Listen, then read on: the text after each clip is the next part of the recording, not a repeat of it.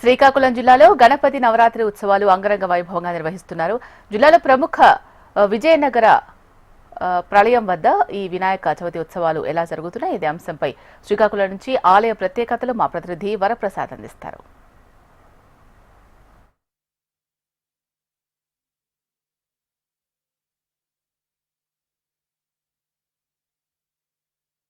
నేడు భాద్రపద శుద్ధ చతుర్థి. ఈ రోజు దేశవ్యాప్తంగా గణపతిని పూజించుకోవడానికి ఇదే మొదటి రోజు. తొలి పూజ ఈయనకే చేస్తారు. ఈయన చేసిన తర్వాత మాత్రమే మనకి హైందవ ధర్మంలోని అన్ని పూజలు వస్తాయని మాత్రం మనకు చరిత్ర చెప్తుంది. ఈ నేపథ్యంలో శ్రీకాకుళం జిల్లాలో విజయ గణపతి ఆలయం వద్ద ఉన్నాను. ఈ ఆలయం వద్ద విశిష్టత ఏమిటంటే కొన్ని దశాబ్దాలుగా ఇక్కడ మాలాధారణ జరుగుతుంది.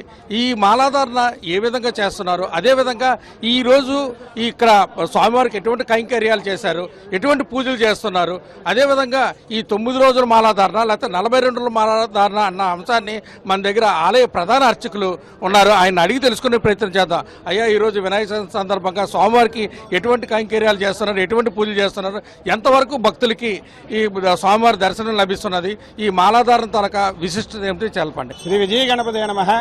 మనకి చైత్రమాసం నుంచి సంవత్సరం ఆరంభం అయినప్పటికీ కూడా వచ్చేటువంటి మొదటి పండుగగా మన వినాయక చవితిని మనం తీసుకుంటాం.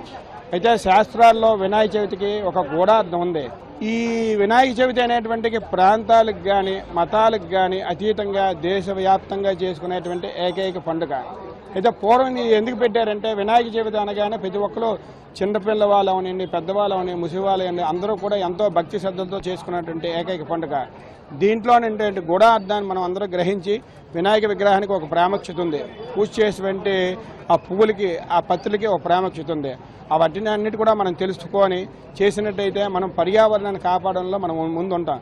అయితే స్వామివారికి ఇక్కడ మనం ప్రతి సంవత్సరం కూడా వినాయక చవితికి ఒక రోజు ముందుగా మన నవరాత్రి మహోత్సవాలు ప్రారంభిస్తాం. ప్రతి ఒక్కరు కూడా పర్యావరణాన్ని కాపాడాలని ఒక రోజు ముందుగా మనం మట్టి వినాయక విగ్రహాన్ని ఉచితంగా పంపిణీ చేస్తాం. అయితే స్వామివారి దగ్గర విగ్రహం తీసుకొని వెళ్ళడం ప్రతి ఒక్కరికి ఆనవాయితీ అయిపోయి సాక్షాత్ ఆ విజయ గణపతి వచ్చారని వినాయక చవితి నవరాత్రులు ఆ మట్టి విగ్రహంతో ప్రారంభించుకుంటారు. అదే వినాయక చవితి దగ్గరకు వచ్చేకల్లా స్వామివారికి ప్రాతకాలమే ప్రభాతం అయిపోయిన వెంటనే 16 కేజీల లడ్డూని నైవేద్యం పెడతాం ప్రతి సంవత్సరం కూడా.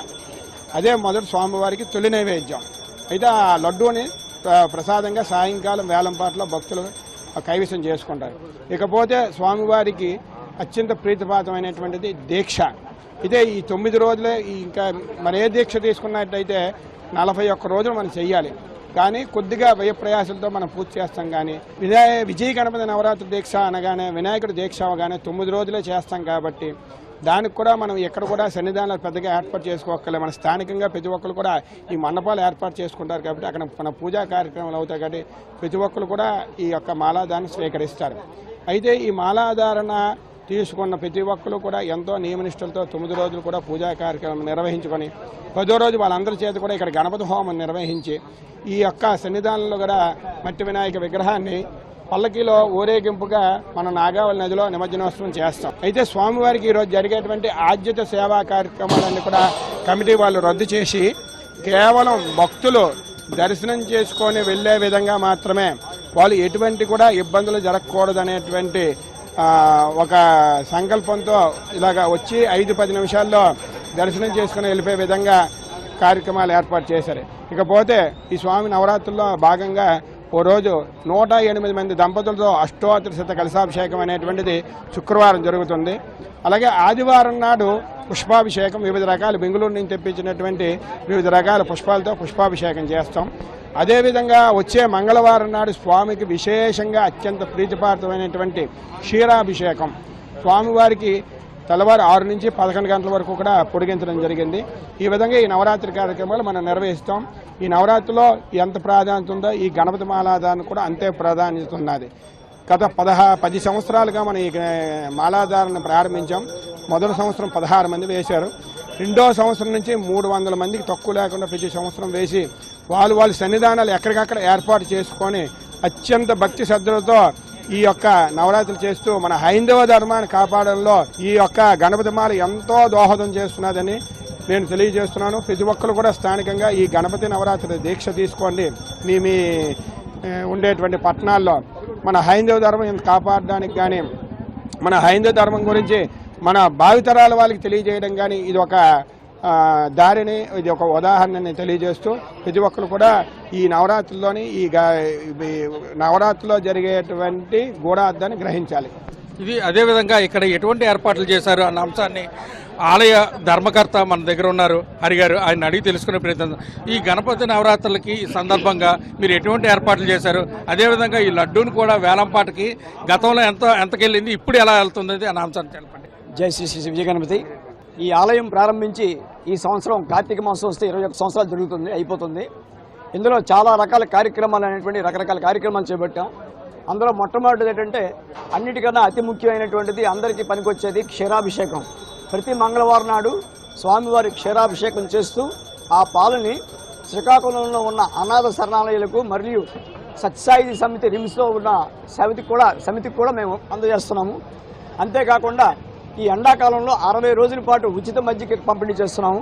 ఆ మజ్జిగ అనేటువంటిది ఏదో చెయ్యాలి అని కాకుండా చాలా చక్కనైనటువంటిది, చిక్కటైనటువంటి మజ్జిగ అందరికీ అందజేస్తున్నాము. అలాగే ఈ నవరాత్రులలో ముఖ్యంగా ఈ ఏర్పాట్లన్నింటికీ మా తరగతి ఆలయ కమిటీ అనేటువంటి సహకారంతో అన్ని చేస్తున్నాము. ఈరోజు ఈ మహానైవేద్యం మహాలడ్డు అనేటువంటిది శ్రీకాకుళంలో విజయగంత ఆలయం నుంచి మొదలైంది. ఇది ఈ రోజుకి ముందు అంత రోజు రోజుకి దినదినానికి అంటే సంవత్సరానికి దీని తాలూకా వేలంపాట పెరుగుతూ వస్తూ ఈ వచ్చే డబ్బులతో ఆలయ అభివృద్ధి చేయిస్తున్నాము. అంతేకాదు ప్రతిరోజు ఉదయం పంచామృతాభిషేకం అవుతుంది. అలాగే ఈ నవరాత్రుల్లో అతి విశిష్టమైనటువంటిది గణపతికి ప్రీతిపాత్రమైనటువంటిది గణపతి హోమం కూడా ప్రతిరోజు సాయంత్రం జరుగుతుంది. అదేవిధంగా చూసుకుని సార్, ఇప్పుడు ఈ లడ్డు ఎన్ని కేజీలు చేశారు, ఈ సంవత్సరం ఎన్ని కేజీలు చేశారు చెప్పండి. ప్రతి సంవత్సరం కూడా 21 కేజీ లడ్డు మేము చేస్తాము. ఈ ఆలయంలో ఫస్ట్ నుంచి కూడా 21 కేజీ లడ్డు చేస్తామండి. లడ్డు 21 కేజీ చేసి దాన్ని సాయంత్రం ఈరోజు రాత్రి 8:30 వేలంపాట వేస్తాము. దాని ప్రకారం దానికి వచ్చే డబ్బులతో ఈ ఆలయం అభివృద్ధి చేస్తాం. అలాగే ఇంకో కార్యక్రమం మీకు చెప్పాలి. ఈ ఆదివారం నాడు రకరకాల పువ్వులతో స్వామివారి పుష్పాభిషేకం ఉంటుంది. అలాగే ఇంకో రోజు కలశాభిషేకం ఉంటుంది. వచ్చే నెల 5వ తారీఖున స్వామివారికి ఒక పండగలా చేసి అనుపు కార్యక్రమం చేస్తాం సన్నిధానం తాలూకా గణపతిని. జై గణేష్ మహారాజ్కి జై. ఇది విన్నారు కదా, ఎందుకంటే మాలాధారణ దగ్గర 300 నుంచి 500 వరకు మాలాధారణ చేయడం జరిగింది. అలాగే 21 కేజీల లడ్డూను కూడా ఈరోజు సాయంత్రం వేలంపాట ద్వారా వచ్చిన ఈ ఆదాయాన్ని కూడా ఆలయ అభివృద్ధికే చేస్తాము. గత 2 దశాబ్దాలుగా మేము ఇక్కడ చేస్తున్న ఆధ్యాత్మిక కార్యక్రమాలు, అదేవిధంగా కొన్ని సేవా కార్యక్రమాలు చేస్తున్నామని చెప్పేసి ఆలయ వర్గాలు తెలుపుతున్నాయి. ఇది శ్రీకాకుళం జిల్లాలో విజయ గణపతి ఆలయం వద్ద జరుగుతున్న తాజా సమాచారం. కెమెరామెన్ గోపిత వరప్రసాద్, HM టీవీ, శ్రీకాకుళం విజయ గణపతి ఆలయం నుండి.